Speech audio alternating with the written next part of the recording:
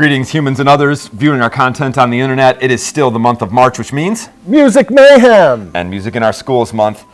We are going to get right to the bracket because we have results, Joshua. Yes, we do. Take a look at the top of the bracket here. We have the trombone versus the double reeds. I'm a little surprised to see that trombone fell. To the double reeds by only 5 votes. So if you're a trombone player out there and you didn't give your side a vote, It's your fault. big on the blame game.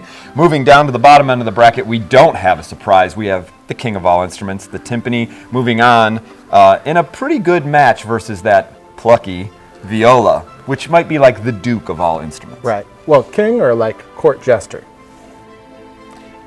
Losing friends, Josh. Moving down to the bottom of the board, we have a bunch going on today. Down at the bottom, we have the Euphonium versus marimba, xylophone, and vibes, the mallet percussion. What do you think there, Joshua? Well, this will be a good matchup. Euphonium is a lower sounding instrument, but it's surprisingly melodic. It's one of my favorites. And beautiful. So I'm kind of conflicted here, to be honest with you. And then here we have the French horn and the snare drum, and they do you hear that? Yeah. Snare drums calling their kind to the battlefield. And What? Wait, it's the French horn, and they're calling for reinforcements. this is gonna be good. Testing. Test. This is not working, Josh. Probably because it's a timpani mallet. You Yeah. know, we have a lot of these here. For every sound, there is a mallet. Smash it. Or not.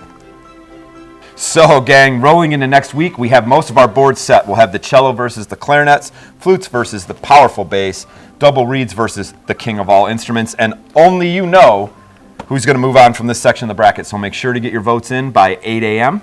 Make your voice heard. That's what he says.